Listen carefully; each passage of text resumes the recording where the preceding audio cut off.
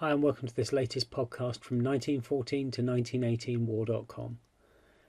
In this episode we'll be continuing our reading of Bruce Bairnsfather's book Bullets and Billets. We'll be on chapter 3 this time. Make sure you subscribe to the podcast so that you don't miss any future episodes. Now let's get on with chapter 3.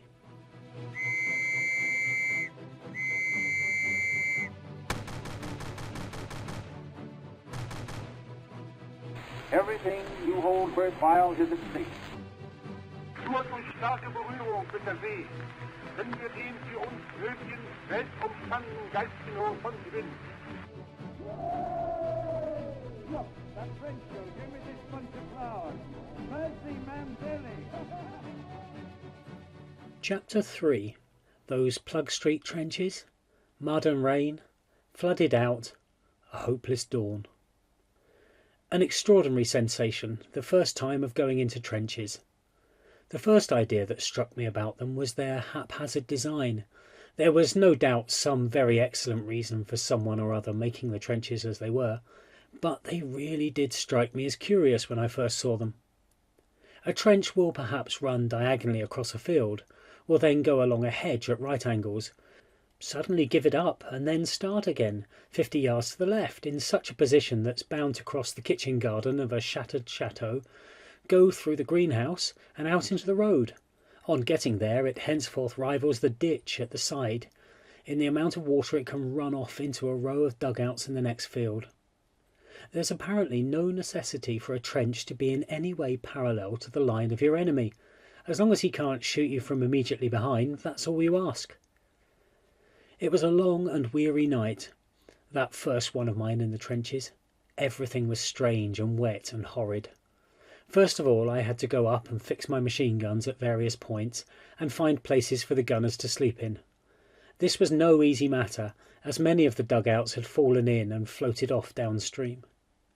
In this and subsequent descriptions of the trenches, I may lay myself open to the charge of exaggeration, but it must be remembered that I'm describing trench life in the early days of 1914, and I feel sure that those who had the experience of them will acquit me of any such charge.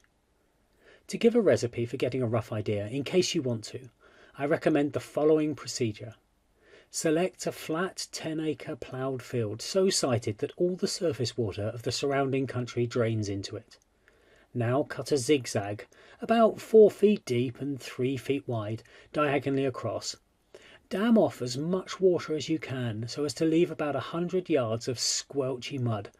Delve out a hole at one side of the slot, then endeavour to live there for a month on bully beef and damp biscuits, whilst a friend has instructions to fire at you with his Winchester every time you put your head above the surface. Well, here I was anyway, and the next thing was to make the best of it. As I have before said, these were the days in the earliest trenches in this war, days when we had none of those desirable props such as corrugated iron floorboards and sandbags ad lib. When you made a dugout in those days, you made it out of anything you could find and generally had to make it yourself. That first night I was in, I discovered, after a humid hour or two, that our battalion wouldn't fit into the spaces left by the last one, and as regards dugouts, the truth of that mathematical axiom, 2s into 1 won't go, suddenly dawned on me with painful clearness. I was faced with making a dugout, and it was raining, of course. Note, whenever I don't state the climatic conditions, read raining. After sloshing about in several primitive trenches in the vicinity of the spot where we had fixed our best machine gun position, my sergeant and I discovered a sort of covered passage in a ditch in front of a communication trench. It was a sort of emergency exit back from a row of ramshackle waterlogged hovels in the ditch to the communication trench. We decided to make use of this passage and arrange things in such a way that by scooping out the clay walls we made 2 caves, one behind the other. The front one was about 5 yards from the machine cave, and you reached the back cave by going through the outer one. It now being about 11 p.m, and having been for the last 5 hours perpetually on the scramble through trenches of all sorts, I drew myself into the inner cave to go to sleep.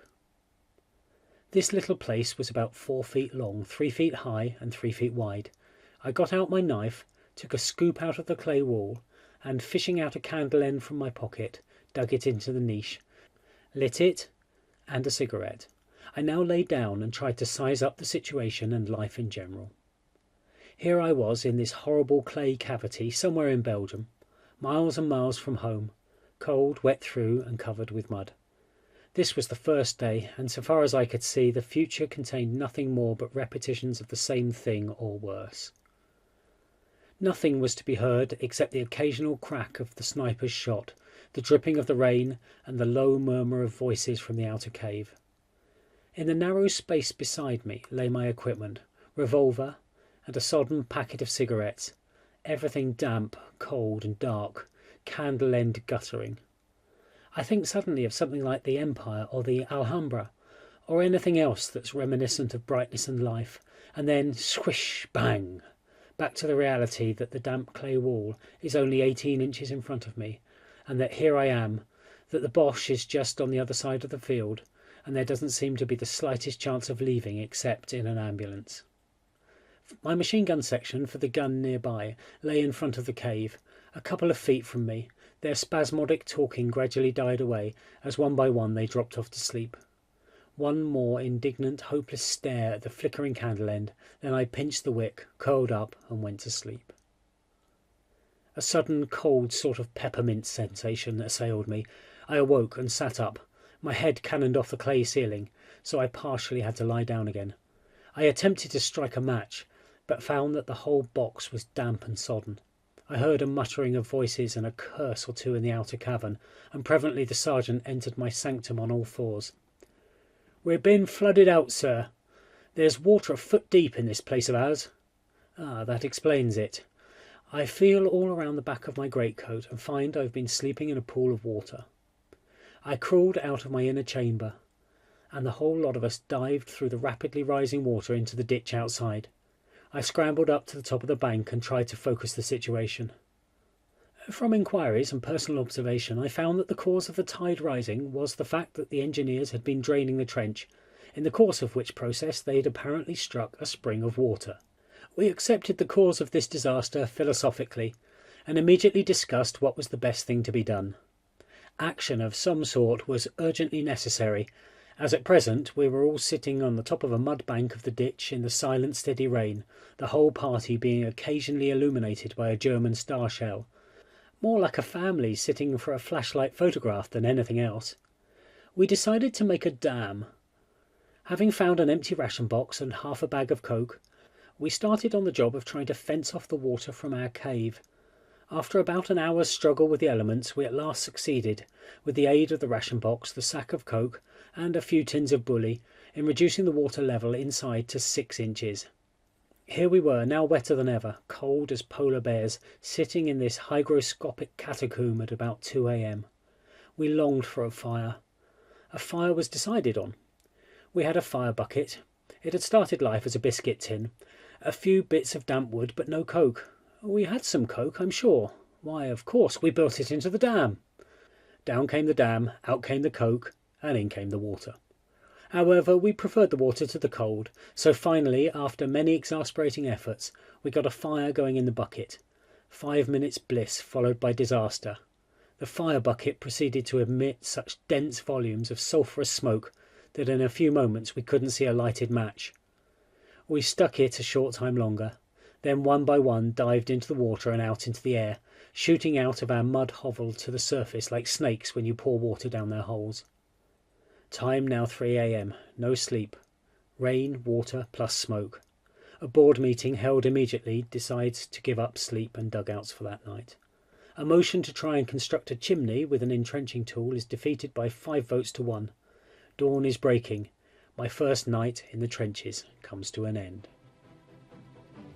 That was chapter 3 of Bruce Bairnsfather's book Bullets and Billets, written in 1916. Hope you enjoyed that episode.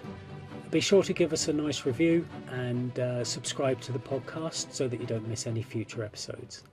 Thanks for listening.